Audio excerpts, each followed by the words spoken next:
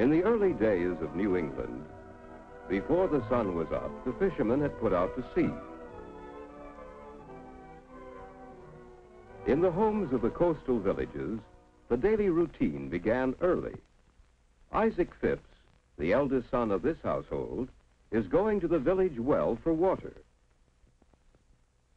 Mrs. Phipps, his mother, is cooking a breakfast of cornbread for her family. But breakfast will not be served until chores are finished. Mercy and Patience make the beds and push the trundle bed out of the way. Giles Phipps' home has no stoves. Wood cut from the forests of New England is fuel for the fire, which provides heat and light and is used for cooking. Each member of the family does a share of the work. Mercy helps her mother cook, and Patience always sets the table. Isaac is returning with fresh water. Little Samuel is the last to get dressed. And now, breakfast is ready. Giles Phipps begins the meal with a prayer to thank God for this meal and to ask protection in days to come. The Puritan settlers in New England were serious in their religion. In England, their way of worship was not liked by the king. That was why many of them traveled for more than 3 months across the ocean in small ships to be free to worship God in the way they believed was right.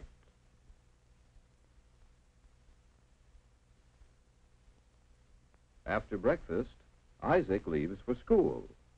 He is old enough to be taught Latin and Greek with the other boys of 9 or older. Father will walk part of the way with Isaac. He is going hunting. Tomorrow will be Sunday, and a wild turkey will be especially good to eat.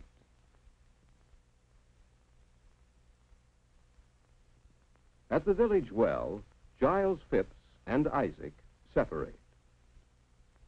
Giles can begin hunting right away because the deep woods are so near. In Puritan settlements, the forest was close to the houses. As land was cleared to plant crops and to build more houses, the forest was pushed farther back.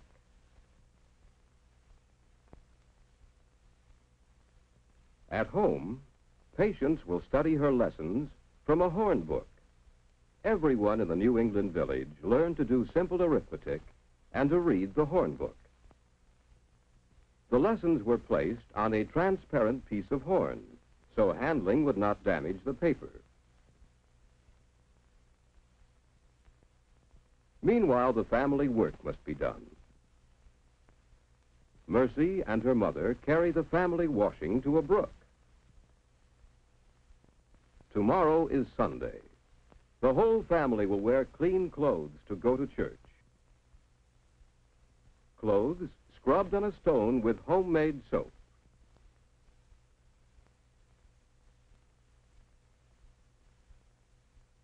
Later, when school is out, Isaac goes to the seashore to dig clams. Clams were easy to find and were a dependable source of food when game and wild berries were scarce. From the earliest times, the sea furnished much of the food of the New England settlers. The fishermen are still far out at sea. Isaac is alone on the beach.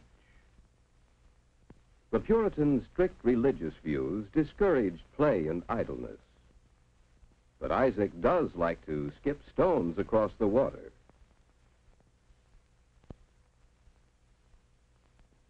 Later in the day, Isaac is busy picking some fresh corn. The Puritans learned to grow corn from the Indians. This was not the yellow corn we know today. It was spotted red, blue, and black, and was not as tasty. The women of the family are making soap. Wood ashes are boiled in water to make a mixture called lye.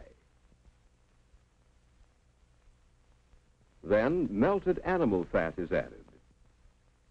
When this cools, Mrs. Phipps will have a kettle of soap. Isaac brings the corn he has picked, and Mrs. Phipps takes some to cook for the evening meal. The rest Isaac will hang up to dry. Now Father is back from the hunt. He has shot a wild turkey. With him is Manopo, a friendly Indian who has often helped the family. They welcome Manopo as a friend, and Mother shows him the ears of corn because it was he who taught them how to plant it. Manopo has brought them a present, some seeds for a different kind of corn. It looks like ordinary corn, but the kernels are smaller. Manopo will show the children what to do with this corn. An iron pan on the fire. Put the corn in the pan. The children think this is a strange way to cook corn. Nothing's happened. But wait.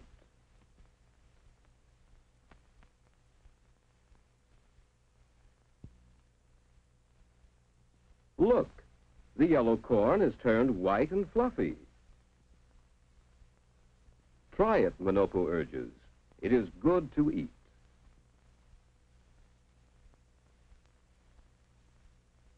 Young Samuel has never tasted anything so good. Manopo gives Giles some more popcorn kernels to plant next spring. Now it is nearing evening, and Manopo must return to his home.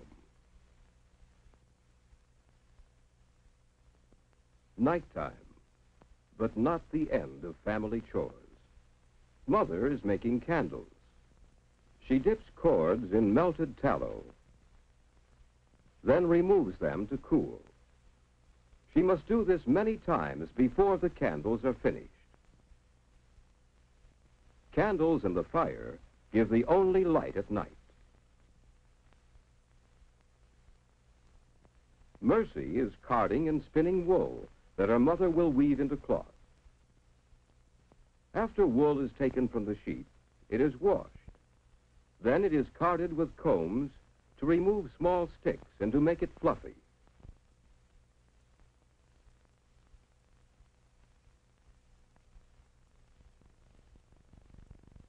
Mercy spins the carded wool into woolen thread.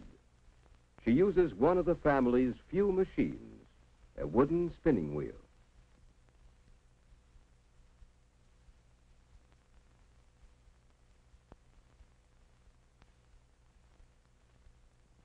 Patience is as busy as her sister. She is learning to weave on a small loom. When she is older, she will be able to make many of her own clothes. The early settlers also made clothing out of animal skins, and Isaac is learning from his father how to do this. As they work, they are interrupted by a knock on the door. Visitors after dark are not common and may mean trouble. They are relieved to hear a neighbor's voice. It is one of the fishermen back from a long day at sea. The fisherman's luck has been good, and their neighbor is happy to share his good fortune with them. Mrs. Phipps will salt the fish to preserve it for a later meal. Tomorrow, the family will eat turkey.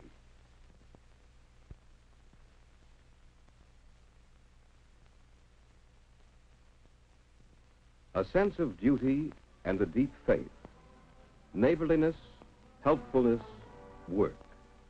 They were all a part of life in the early coastal colonies. They are qualities that we respect today, qualities of life in early New England.